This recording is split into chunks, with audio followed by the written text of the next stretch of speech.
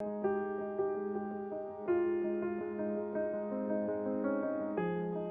You're welcome. How's it been since the last time? I mean, we talked about what you guys had up your sleeves. So it's been great. The entries have finally come to an end. So we got a lot of entries that we didn't even anticipate for. So we're very, very excited. Oh, nice. Yes. So that I just wanted to find out basically what's been up. But before we properly go into the interview, what's the whole Vida project all about? I mean, for someone who's listening for the first time, tell us a bit, just paint a picture so that someone understands. So Vida is an initiative of the Public and Private Development Center. It is a film platform that gives incentives to young filmmakers, to enable them and encourage them make films that talk about societal issues, values, and societal topics in general. So what we do every year is when we get funding from different donors, we work together with them to come up with a theme, which is the theme we promote that year. So this year our theme is rape and sexual abuse, and our sponsoring partner is Illuminate. So what we did with them was to come up with this theme, then we put out a call for short scripts and skits and spoken word video. So we have 2 categories this year, which has never happened before. So this year, we have a call for scripts and we also have a call for skits and spoken word video. Yes, so that call it went on for about a month, and it just came to an end on the 30th of October. So what we're trying to do now is collate, screen, and on the 30th of September. September. Okay, because I was wondering they were still in October. Sorry. September. Sorry. September, yeah. Okay, and it's interesting because I mean, with the situation in the universities and lecturers and all of that, it's like you guys saw into the future. That's what somebody told us on Twitter when he said it's like we saw this was going to happen. But yes, I think the issue has been ongoing for a very long time, and people haven't been really voicing out their opinions and all that. So now people are saying, no, we can't take this anymore. This is becoming too much. Why are the perpetrators not the ones that are being ashamed or punished? Why are the victims the one being, stigmatized and all that? So people are not having it anymore. So they're like, nope, no. We have to say something. Okay, so how can we use film? What's the role of film in addressing this issue, generally? Because I mean, for instance, there's a headline in the news this morning: a father defiles 4 of his children, 4 of his daughters, not 1, not 2, but 4. Wow. What do we do to reclaim such people, so that more people are not victims, or to change the mindset? Because I think it's a matter of the mind before somebody actually does these kinds of things.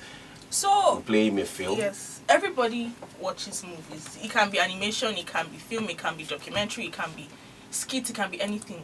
So that's what we're trying to do. So film, we're going to use film to educate people, educate parents, educate young children, telling them that these are the signs to look out for when that uncle or that auntie or that relative neighbor is trying to do something to you. Just trying to teach the children this is what you're supposed to look out for. And for the parents, letting them know that the issue of sex, I know it's kind of foreign to the African man, but we should try and teach our children. It's no longer foreign. I mean, if your father can define but it's no longer foreign. They teach sex ed in abroad, but they don't teach it in Nigeria. So that I mean by it's foreign. So we have to try, and as a mother, as a parent, it will be very awkward for you to be telling your child, okay, uncle, auntie should not touch me here, should not touch me there.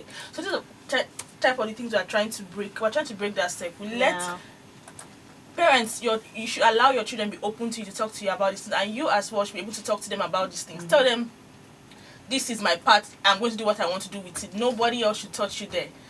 Call the parts by their name so that they are not ashamed or awkward when they're, Yes, so you have to give them proper education, and this is what film can help us do. Indeed. Yes. Yeah. So and also telling the government as well that it's time that we address this issue. It's time we make laws and bills and pass bills that would, arrest, that would punish the perpetrators.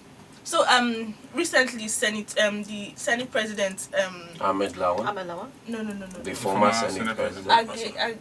Okay, there's the Deputy Senate Deputy President, Senate, Ovie Ovie.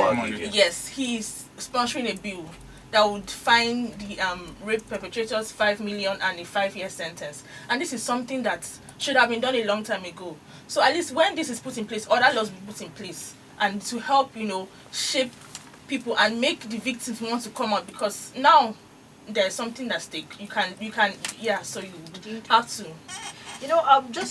Adding just a little bit to what you said about that bill being pushed. I think it's sort of appalling that it's at this time that we're talking about it. I mean, prior to now, I know Nigeria is one of the countries that proving a rape case is a Herculean task. It is. But it's good to know that at least we're approaching there, even though we should have done this. But it's also on the news that the last assembly, they tried to pass it when they involved the ASU guys. They are the one that actually decided to amend that same bill. Removing the area of the lecturers, being punishment for the lecturers and everything. Like try to water it out. So you actually see that these guys in power, they try as much as they can to exonerate themselves or to make the law suits them, to continue perpetrating this acts. And it's time we use make it today to suit you to come back, continue tomorrow. We're all here.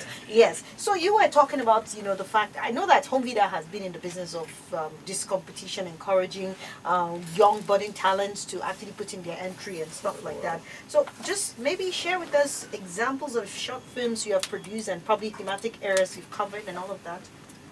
Okay, so over the years we've used film to promote some issues. We have one of our short film talking on dyslexia. Sometimes you go to school and you see some kids, you think, okay, this one is not too smart, this one is not, we call them some funny names, not knowing that they actually have a kind of disorder that can actually be, if you understand the kind of disorder they're going through, you will actually be able to help them or shape their teaching method. So we found out that is actually the same thing with this rape case we're talking about now. Some of these things, somebody said depression is not a Nigerian thing. So we think we try to shield ourselves from the things that are happening in the world and think we live in another planet or something like that. So we are trying to bring to the public knowledge that these things exist even in Nigeria here. That we are also human, we also live in this space with every other person. And so we've done that in the past. We also done film on coexistence, tolerance, in school, how, so our target every year is actually the youth, We've done a short film on coexistence. We'll call that one Dream Poetic. How this stereotypical kind of, when you see an Igbo man, you say, okay, this one, he likes money.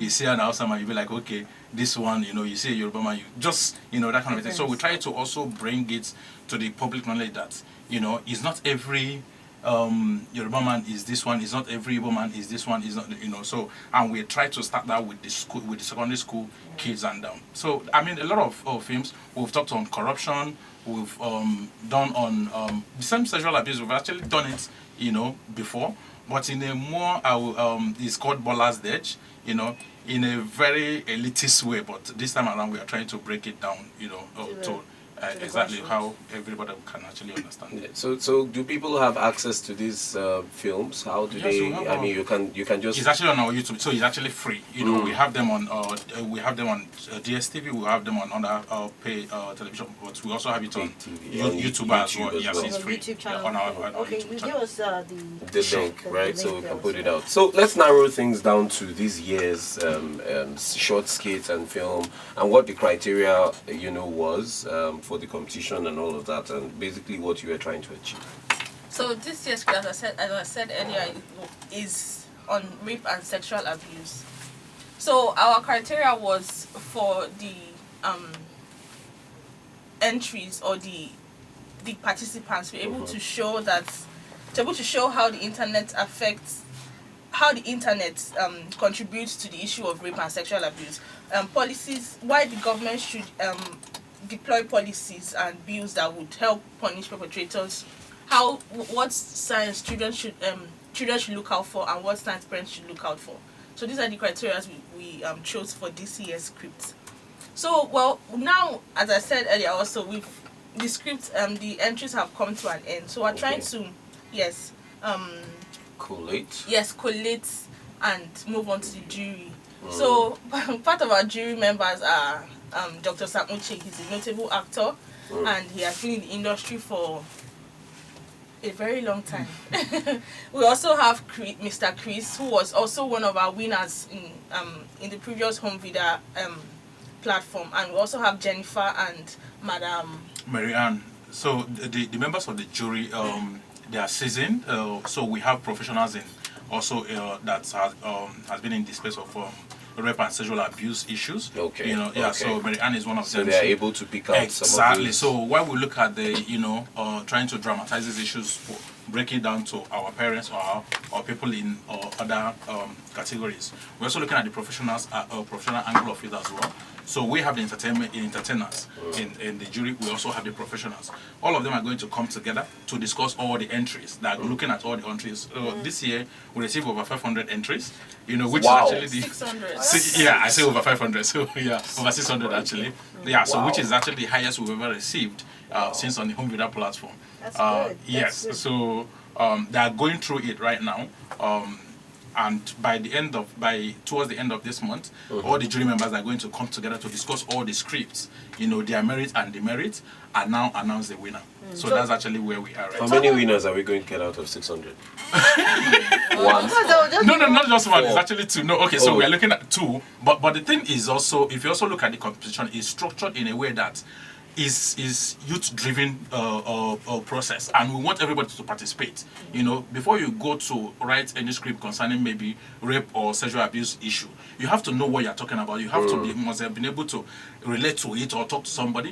So by the time you are doing that, you're also becoming aware. Research, you've done Exactly. You're also talking to people. You're also becoming aware. So this is actually how we want to use to push this narrative, in our space in this region. Yeah. But you talked about the number. Yeah, it's good, but like how promising, how heavy, and good. The quality of the entries you've received. So for the criteria, you agree with me. So we're not looking for professional scriptwriters. Yeah, okay. Of course. We're just looking for people that have stories.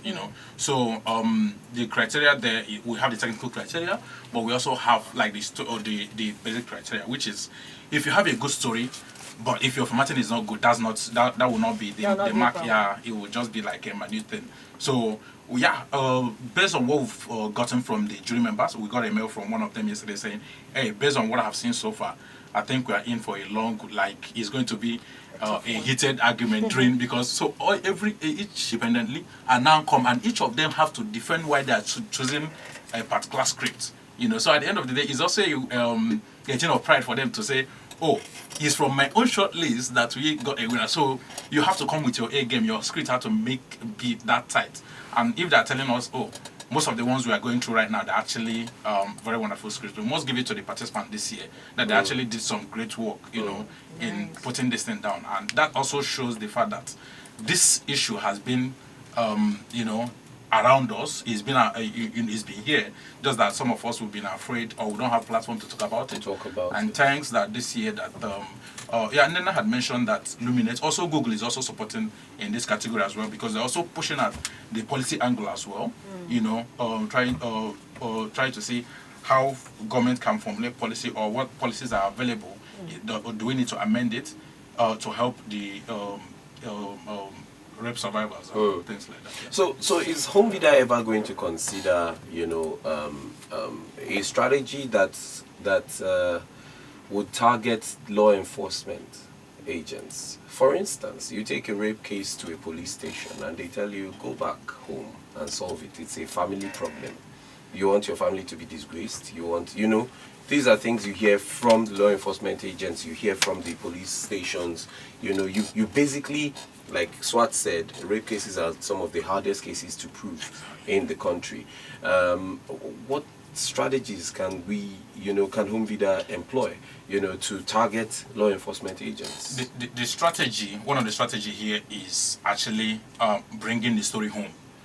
Okay, we did a film on corruption in 2012, making it bringing it home to you, like, okay, so if you are awarded a contract and you don't do the contract, and maybe you use the money to send your kid abroad, and he goes there and do well and come back here, and he's traveling to village maybe for whatever reason, and he or she dies on that road, you know, you okay, if I have done this, you know, probably exactly. So one of the things film does is to bring it home to you. You know, that's actually what we are doing right now. So for the law enforcement agencies, for the people in power, for the people that are going to formulate this policy, you are trying to say, hey, this person you are sending back home to go, and is no more formally affair.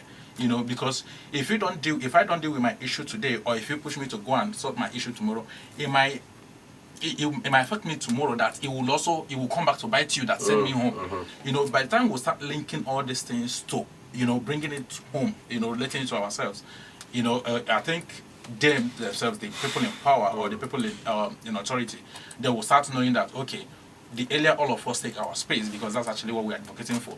Let the policymakers, let them do their policy, the law enforcement agency, let them do their own, the medical angle, let them also do their own. So we are trying to use this medium or this film to, you know, yes, bring everybody in the same space. Yes, make all of us responsible for whatever that happens to all of us in this country. Nnenna, do you want to add to that? Well, yes, like you said, we're also going to partner with everybody from the health sector, the teachers, parents, teenagers and children, just so that everybody is aware, and with one voice we can push it out. And also with the help of social media, very important. We can always pressure the government to make appropriate policies that would, you know, help curb this issue. Indeed, I think it's a wonderful initiative on your side, and on the side of the private public development center, PPDC. One of the many initiatives that they are at the forefront in helping contribute their own bit in nation building, and also to enlighten citizens about the things that we need to know and what we need to do, precise actions that need to be taken on our own side. Nnenna is a program and communication officer, Home Vida, and Samuel Umejiaku is a Home Vida Partnership Manager. Well, the entries are no longer being taken, but you can start preparing for next year. You can start preparing for next year. I'm sure there will be something early, equally like interesting, right? Yes. Okay. So basically, if you want to contribute to all that we've said, you want to ask them questions to prepare your mind towards next year, you know, because we always like to do rush hour. We actually still have events in this year. I mean, really? Yeah. Home Vida has It's not competition, but it's the award event happening in December. Oh, nice. Yeah, nice. so Okay. where this film is going to be premiered. Okay, so that's good. So Might need to I'm get sure when to we it, get to so that bridge, we'll cross it. Yeah. But basically, you were talking about the YouTube. Yeah, the links. Yeah, the How links do and all people that. watch? Do they just type Home Vida? Yes. Yeah, if you type Home Vida, On it's going to YouTube, take you. yes. Yes, Okay. you can also do YouTube/Home Vida. It Okay. will also take you to our homepage. All right, so call us 094-600-951 and 0803-123-0293. So, well, aside the YouTube, as we wait for the call, aside the YouTube, you also want to give out other information? Okay, that our people Twitter need to know? handle is at Home Vida. Our Facebook and Instagram is at Home Vida Awards. Okay. And our website is homevida.org. Okay. www.